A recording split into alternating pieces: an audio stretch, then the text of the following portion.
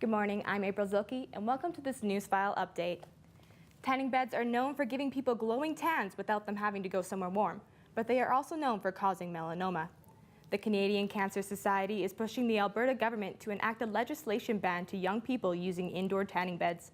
Alberta is the only province that allows people under the age of 18 to use them. Using indoor tanning equipment during use increases the risk of getting melanoma by nearly 60%. 2 people are responsible for 2,800 complaints against the Calgary airport. The overall noise complaints have gone down for the airport more than 1/3 since the previous year.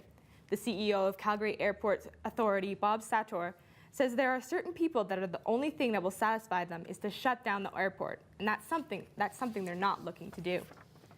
The NDP government announced that $500 million from the 2017 Alberta budget will go towards school projects. A total of 24 new and modernized schools will be built across the province, 5 of which will be built in Calgary. 200 Alberta schools are already being worked on. Over 300 Calgary homes have been affected by the water main breaks in 4 different communities. Renfrew, Maple Ridge, Brentwood, and Pine Ridge were all affected from the water main break early Monday afternoon.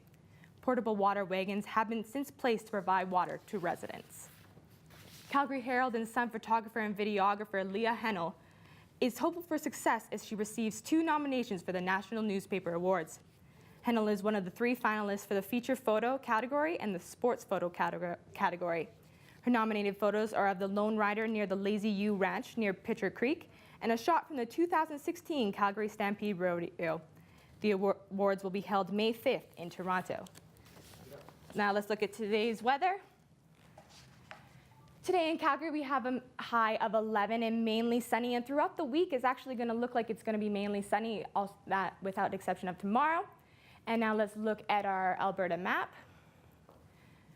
Overall, it's a really nice week in Alberta with no temperatures that are below 0. Our lowest temperature is 4 and our highest temperature is at 12. Now let's take a look at our weekly forecast. Tonight, we drop down to 9 also with a low of -1 and cloudy. But throughout the week, we stay at an average of weather with between 10 and 9, only dropping down to -4 on Monday with scattered flurries. But throughout the week, it's looking like some nice sun. Now let's take a look at our traveler's forecast. Overall, it looks like a good weekend to stay in Alberta with rain and mixed precipitation in Vancouver and Toronto at 9 and 8. Ottawa seems to be getting the worst of it at 4 and light snow. But if you were to go anywhere, Halifax looks like your nicest option with mainly sunny and 2 degrees. This week for the Calgary Flames is more important than ever after losing their 3rd place position in the Pacific Division after Edmonton beat the Los Angeles Kings Monday night. The Flames play 3 different games against the Washington Capitals, the Nashville Predators, and the St. Louis Blues, all of which are playoff-bound opponents.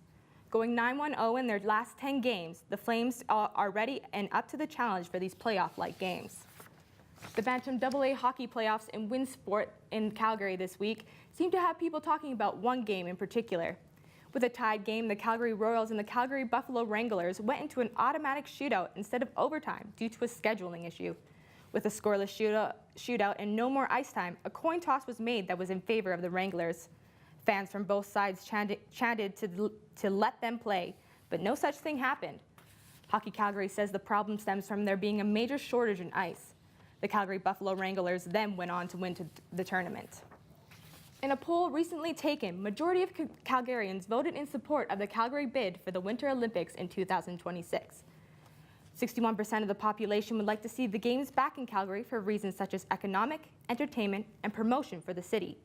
Those who oppose are concerned that the cost of the bid will go to waste because Calgary is unlikely to win, or that the Olympics will cost too much for the city. Canada is on top of the standings for the World Women's Curling Championship after a 6th straight victory for Rachel Homan and her team. The game against South Korea didn't start off the way the Canadians wanted, but they got back their footing and won 9-8. The team say they feel and look strong and are ready for their next game against Scotland. Those are today's top stories. I'm April Zilke.